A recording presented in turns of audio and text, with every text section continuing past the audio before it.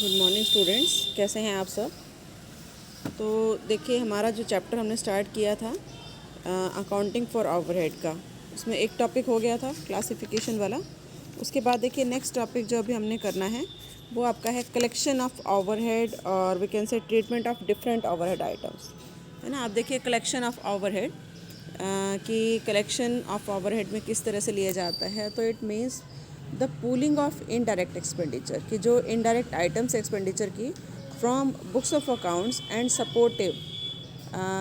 Supportive record in logical group having regards to their nature of purpose, कि जो जिस nature का है उसी नेचर के अकॉर्डिंग उस एक्सपेंडिचर को हम जो है वो उसी बुक में डालें, है ना। जैसे आपने फाइनेंशियल अकाउंटिंग में पढ़ा था ना, परचेज बुक होती है, सेल बुक होती है ना, उसी से रिलेटेड एंट्रीज जो है वो उसमें जाती हैं, है ना। बीआर बुक होती है, बीपी बुक होती है। तो उसी तरह से जो कॉस्ट है उसमें भी अलग अलग बुक्स होती हैं, जैसे purchase general invoice, stores acquisition form, wages analysis book, cash book, journal, different register and reports. तो जो एंट्री जिस रजिस्टर से कंसर्न है, परचेज़ की एंट्री परचेज जनरल में होगी, है ना, वेजेस की एंट्री वेजेस में होगी। तो जो जिससे कंसर्न है वो एंट्री इसमें जो है वो की जाती हैं। तो जस्ट लाइक फाइनेंशियल में था उसी तरह से इसमें भी एक बुक्स बनाई जाती हैं।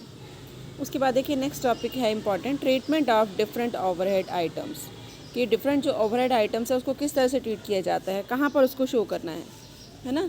तो इस तरह के जो एक्सपेंडिचर है उसको आपने फैक्ट्री ओवरहेड में दिखाना है, या ऑफिस ओवरहेड में दिखाना है, या सेलिंग ओवरहेड में दिखाना है, कहाँ पर उसको ट्रीट करना है। तो देखिए सबसे पहला आता है इंटरेस्ट ऑन कैपिटल। तो जो इंटरेस्ट ऑन कैपिटल का पॉइंट है वो डिबेटेबल पॉइंट है, क्योंकि एक ऐसी कैपिटल जो ऑनर ने अपनी खुद की लगाई है ना, उसके ऊपर जो इंटरेस्ट पे किया जा रहा है उसको हम एज एन एक्सपेंडिचर शो करें या ना करें। जो इंटरेस्ट आप बाहर पे कर रहे हैं वो तो ऑब्वियसली आप शो करेंगे ही, है ना। लेकिन जो इंटरेस्ट आपने पे किया ही नहीं उसको क्या आप उसको शो करें या ना करें, तो ये डिबेटेबल पॉइंट है कि interest on capital should be considered as an expenditure या item of pure financial nature. इसको फाइनेंशियल नेचर की आइटम होती है तो इसको कंसिडर किया जाए, या इसको आइटम ऑफ कॉस्ट माना जाए, है ना। इसके कुछ इंक्लूज़न में कुछ जो है वो आर्ग्यूमेंट्स दिए हुए हैं। तो देखिए कुछ कहते हैं कि इसको इंक्लूड किया जाना चाहिए। वो क्यों इंक्लूड किया जाना चाहिए, देखिए फर्स्ट पॉइंट में कहते हैं कि वो include wages in cost just as wages are reward of labour, है ना। कि जैसे वेजेस जो है वो लेबर का रिवॉर्ड है, उसी तरह से जो इंटरेस्ट है वो कैपिटल का रिवॉर्ड है। तो जिस तरह से हम वेजेस को इंक्लूड करते हैं हमें इंटरेस्ट को भी इंक्लूड करना चाहिए। तो फर्स्ट तो ये लॉजिक है।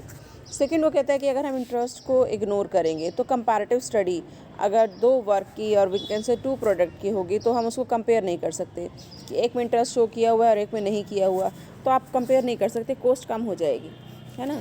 और थर्ड लॉजिक ये है कि कैपिटल का बहुत बड़ा पार्ट अगर प्लांट एंड मशीनरी में इन्वेस्ट किया जाता है और अगर आप उसमें अपनी मनी नहीं लगाते, या जैसे आपकी बुक में एग्जांपल दिया कि आप एक स्मॉल मशीन परचेज़ कर लेते हैं, एक बिग मशीन परचेज़ कर लेते हैं, एक 2000 की है, एक 10,000 की है। तो जो 2000 की है उससे इतना आउटपुट नहीं होगा, उससे कम आउटपुट होगा, है ना। और जो बड़ी होगी उससे आउटपुट ज़्यादा होगा। तो इसमें एक्सपेंडिचर कम आएगा, जिससे आउटपुट ज़्यादा होगा उसका एक्सपेंडिचर कम होगा, और जो 2000 वाली है उससे आउटपुट कम होगा। तो अगर हम इंटरेस्ट को इसमें शो कर भी देते हैं, interest on charge in capital amount to both the machine, है ना, तो वो बैलेंस हो जाएगी। फर्स्ट वन में एक्सपेंडिचर कम है लेकिन आप उसमें इंटरेस्ट शो कर देते हैं, सेकंड में इसका कॉस्ट ज़्यादा है लेकिन आप इंटरेस्ट शो कर देते हैं, तो दोनों का जो एक्सपेंडिचर है वो कॉम्पनसेट हो जाएगा, बैलेंस हो जाएगा। तो इसलिए कहता है कि हमें शो करना चाहिए। नेक्स्ट वो कह रहा है कि अगर हम प्लांट को हायर करते, मतलब रेंट पर लेते, तो आप इसका किराया भी तो शो करते, है ना, प्लांट का। लेकिन अगर हम प्लांट अपनी कैपिटल से परचेज़ कर लेते हैं तो फिर हमारे को इंटरेस्ट शो करना चाहिए, है ना। एंड नेक्स्ट है interest is required to be paid on capital borrowed, कि अगर हम बाहर से कैपिटल बोरो करते तो भी तो जो इंटरेस्ट है उसको हम शो करते, तो अभी किया जाना चाहिए, है ना। और नेक्स्ट लॉजिक ये दे रहा है कि अगर हम अपनी कैपिटल बाहर कहीं इन्वेस्ट करते, जैसे बैंक में या किसी सिक्योरिटी में लगाते, तो भी हमें क्या मिलता, ब्याज मिलता, है ना। तो अगर हम इन्वेस्टमेंट अपने ही बिजनेस में कर रहे हैं तो भी हमारे को interest as a expenditure allow होना चाहिए शो करने के लिए, है ना। Where a variety of product is manufactured, बहुत सारे प्रोडक्ट हैं जो मैन्युफैक्चर कर किए जा रहे हैं एक ही कंपनी के अंदर, तो फिर जो है वो डिफरेंट प्रोडक्ट में require different amount of capital, बहुत सारी कैपिटल चाहिए, तो वो सारी कैपिटल तो आप बोरो नहीं कर सकते।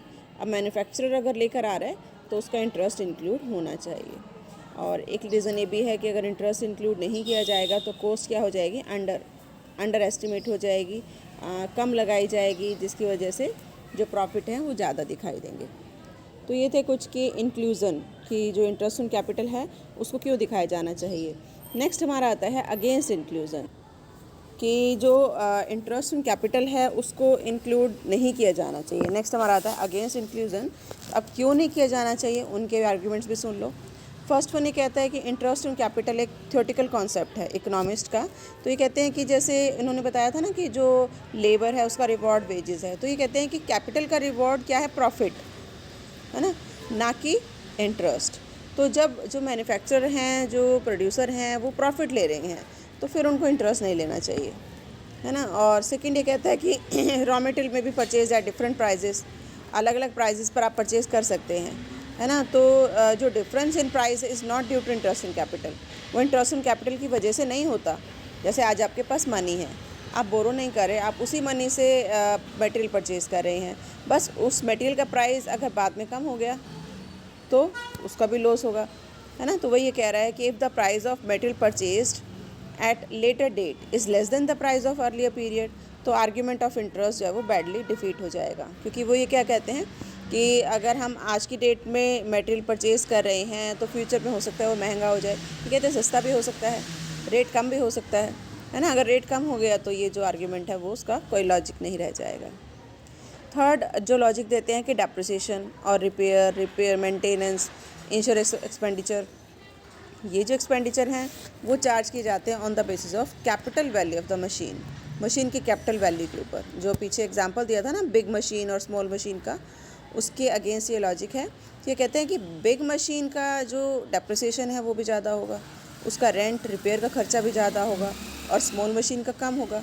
तो कॉस्ट कैसे बैलेंस होगी, कॉस्ट तो बैलेंस नहीं होगी, है ना। छोटी मशीन के छोटे खर्चे होंगे, बड़ी मशीन के बड़े खर्चे होंगे, तो फिर वहाँ पर आप इंटरेस्ट को शो नहीं कर सकते। And what should be the rate of interest for being charged, वो कहते हैं जो इंटरेस्ट हम कहते हैं ना कि हम अपने बुक्स में दिखाएं, वो किस रेट पर दिखाएं, है ना। वो अलग अलग पर्सन की अलग अलग राय हैं। तो कोई कहता है कि पर्सन टू पर्सन वेरी करता है, कोई कहता है कुछ दिखाओ, कोई कहता है कुछ दिखाओ। Whether one invest is on capital और इशूज शेयर्स और borrows the issue of debenture, borrow from bank is a purely financial matter. जैसे उसमें एक आर्ग्यूमेंट दिया था कि हम इसको अपनी कैपिटल लगाएं या बोरो करें या जो है वो मतलब शेयर इशू करें। कहते हैं फाइनेंशियल नेचर का खर्चा है, इससे कॉस्ट को अफेक्ट नहीं होना चाहिए, है ना। ये उनको खुद को डिसीज़न लेना है, और इसको अगर वो इंटरेस्ट इन कैपिटल पे कर रहे हैं तो उसको P&L में शो करना चाहिए। नेक्स्ट लॉजिक है interest included in cost unduly inflate the value of closing stock, कि क्लोजिंग स्टॉक की वैल्यू को भी बढ़ा देगी, है ना, तो जो कि नहीं बढ़नी चाहिए। And decision to charge interest to cost is very heavy decision from the practical point of view. तो ये कहता है कि इससे कॉम्प्लिकेशन क्रिएट हो जाएंगी अकाउंटिंग में, और इससे जो है वो कॉस्ट बढ़ जाएगी। आप देखो ये कुछ आर्ग्यूमेंट थे जो कि कहते हैं कि इंटरेस्ट को कॉस्ट अकाउंटिंग में एज ए कॉस्ट नहीं दिखाया जाना चाहिए। तो अब आप कहेंगे अब हम क्या करें।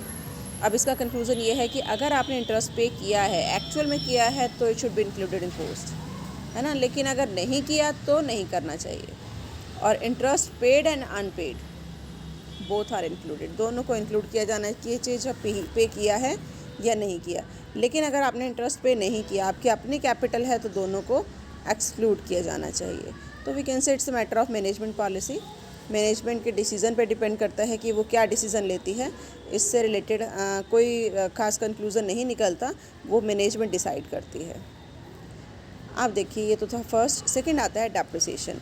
डेप्रिसिएशन क्या है कि decrease in the value of asset with the passage of time is known as depreciation, और ये राइज होता है due to tear and wear, है ना। कि जैसे जैसे हमने एसेट को यूज़ किया, उसका टाइम बीता, या टाइम के साथ with the lapse of time, या विद लैप्स ऑफ टाइम, और we can say with the passage of time, है ना, और विद द यूसेज इसकी वैल्यू कम हो जाती है। तो अब जैसे इन्होंने एग्जांपल दिया, मोटर कार 1 लाख रुपए की है, 2 लाख किलोमीटर वो चल रही है, तो अगर हम डेप्रिसिएशन निकालें पर किलोमीटर तो वो आ जाएगा 0.50। कैसे निकाला, 1 लाख डिवाइडेड बाय 2 लाख। और अगर ये जो कार है वो रन करती है 15,000 किलोमीटर ड्यूरिंग अ ईयर, तो आप 0.50 को 15,000 से मल्टीप्लाई करोगे, डेप्रिसिएशन आ जाएगा 7,500। ये तो हो गया यूसेज का। लेकिन अगर वो यूज़ नहीं हो रही तो फिर टाइम के अकॉर्डिंग कि उसकी लाइफ कितनी है, सपोज़ लाइफ है 20 ईयर्स, तो फिर हम 1 लाख को 20 से डिवाइड कर देंगे और आपका डेप्रिसिएशन कितना आ जाएगा, 5,000 पर ईयर, है ना। अब ये तो कैलकुलेशन हो गई। अब क्वेश्चन अराइज होता है कि क्या डेप्रिसिएशन को चार्ज किया जाना चाहिए या नहीं, और किया जाना चाहिए तो कितना। तो so how depreciation should be charge and how much, तो इट डिपेंड्स कि आपकी जो एसेट है ना, उसकी वैल्यू क्या है। अब कोस्ट अकाउंटिंग तो ये कहती है कि इट शुड बी रिवैल्यूड, इसका दोबारा से मूल्यांकन होना चाहिए, इसकी वर्किंग लाइफ का भी दोबारा से मूल्यांकन होना चाहिए, और उसके अकॉर्डिंग फिर आपको ये देखना चाहिए कि डेप्रिसिएशन का अमाउंट कितना है।